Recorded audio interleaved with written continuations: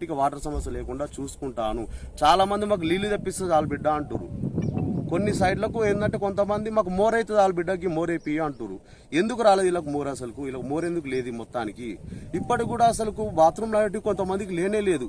ఓపెన్గా బయటకు వెళ్తున్నారు కొంతమంది, చాలా ఇబ్బంది పడుతున్నారు. ఇది ఎందుకు రాలేదు? కొంతమందికే ఇచ్చి కొంతమందికే ఇవ్వకపోవడం ఏంటి సమస్య అసలుకు?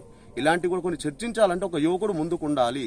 రాజకీయ అనుభవం లేకున్నా సరే కానీ అందరితో సగంగా నేను కలిసే ఉన్నాను. అందరికీ నాకు పార్టీలతోటి సంబంధమే ఉంది కాబట్టి రాజకీయ అనుభవంతో కాకుండా నా ఇండిపెండెంట్గా నేను పోటీ చేశాను. దయచేసి మీరు బకెట్ గుర్తుకు ఓటు వేయండి. ఇట్లు మీ సందిల నందాగౌడ్, రెడ్డిపేట్ వతు రెడ్డిపేట గ్రామ సర్పంచ్ అభ్యర్థిగా ఒక యువకునిగా మీ ముందుకు వస్తున్నాను. నేను అనగా మీ సందిల నందాగౌడ్ అని నేను ఈసారి ఎన్నికల్లో సర్పంచ్గా పోటీ చేస్తున్నాను. నా యొక్క గుర్తు 14వ నంబర్కు సంబంధించి బకెట్ గుర్తు. దయచేసి అందరూ బకెట్ గుర్తుకు ఓటు వేయగలరు. ఒక విద్యావంతునిగా, ఒక యువకునిగా మొట్టమొదటిసారి రాజకీయ అనుభవం లేకున్నా కానీ నా ప్రజలను దృష్టిలో పెట్టుకొని, నాకున్న యువకుల సపోర్ట్ను దృష్టిలో పెట్టుకొని ముందుకు వస్తున్నాను. నాకు గ్రామ ప్రజలు సహకరించగలరని చెప్పేసి మరోసారి వేడుకుంటున్నాను. ఇందులో నేను చెప్పే ముఖ్య అంశాలు ఏంటంటే, పేదవారికి ఎవరైనా ఉంటే పెళ్లిళ్ళు శుభకార్యాలు జరిగేటప్పుడు, పెళ్లిళ్ళు జరిగేటప్పుడు పిస్తమట్టలు ఇవ్వడం. రెండవది అశుభకార్యం జరిగినప్పుడు, అంటే ఎవరైనా గరీబ్ వాళ్ళు ఉంటే, ఎవరైనా చనిపోయినా కానీ, లేకపోతే ఒంటరి మాలలకు ఏమైనా ఇబ్బంది ఉన్నా కానీ వాళ్ళ ప్రాబ్లమ్స్ క్లియర్ చేయడం, అంటే వాళ్ళకి ఆర్థిక సాయం ఎంతో కొంత అన్నా అని వచ్చినప్పుడు నేను సర్పంచ్గా ఉంటాను కాబట్టి మన గ్రామంలోనే వాళ్ళకి ఎంతో కొంత నాకు తోచినంత ఆర్థిక సాయం చేయడం. మహిళలకు బస్టాప్ వద్ద టాయిలెట్లు, బాత్రూమ్లు నిర్మించడం. యువకుల కోసం మన ఒక రెడ్డిపేట గ్రామంలో ఉన్నటువంటి స్కూల్లో, గవర్నమెంట్ స్కూల్లో ఓపెన్ జిమ్ నిర్మించడం యువకులకు సంబంధించి. డ్వాక్రా గ్రూప్ సంఘాలు, అంటే కొన్ని సంఘాలు బ్లాక్ అయినటువంటివి ఉన్నాయి, వారికి రీఓపెన్ చేయించి వాటిని వాళ్ళకు బ్యాంకు ద్వారా మాట్లాడి, మేనేజర్ సార్తో మాట్లాడి వాళ్ళకు రుణాలు ఇప్పించడము.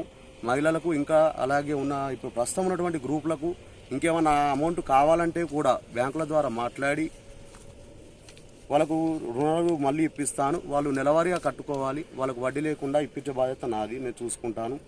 రెడ్డిపేటలో గవర్నమెంట్ జాబ్స్కు ప్రిపేర్ అయ్యేవారు ఎవరైనా ప్రిపేర్ అవుతూ ఉంటే వారికి మెటీరియల్ కావాలంటే మన గ్రంథాలయంలో అక్కడ ఏర్పాటు చేసి మెటీరియల్ నేను పొందుపరుస్తాను.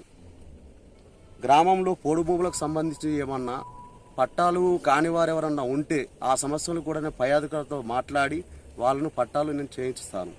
యువత మేలుకో, నీ గ్రామ అభివృద్ధికి జరిగే ఈ 5 సంవత్సరాల ఎన్నికలకు సంబంధించి ఈ ఒక్కరోజుకు ప్రలోభాలకు గురికాకండి, ఈ 2 రోజులకు ప్రలోభాలకు గురికాకండి.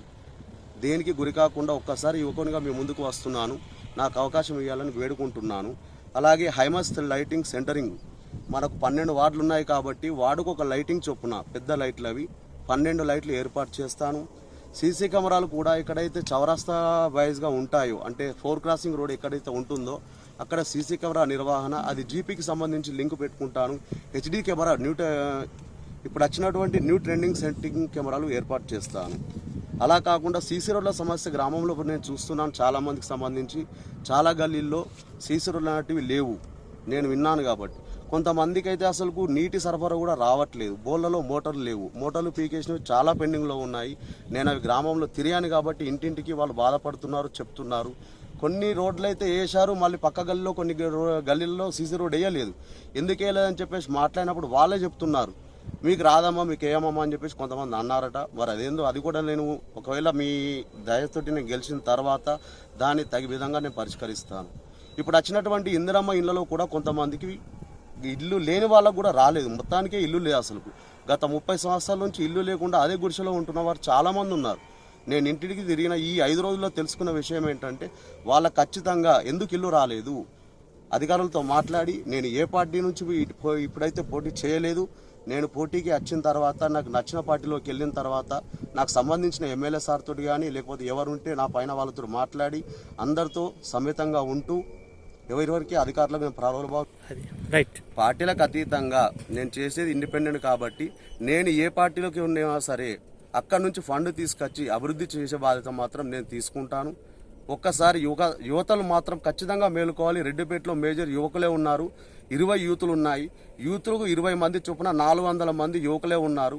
వాళ్ళ ఇంట్లో వాళ్ళు చెప్పుకున్నా సరే ఇప్పుడు వాళ్ళు ఏంటంటే సగం మంది యువత వాళ్ళకు పని లేక అసలు ఇక్కడ రెడ్డిపేటలో పని లేక చదువుకున్న వాళ్ళకు జాబులు రాక గత 10 సంవత్సరాలుగా నోటిఫికేషన్లు ఇవ్వక ప్రభుత్వము చాలా ఇబ్బంది పెట్టింది.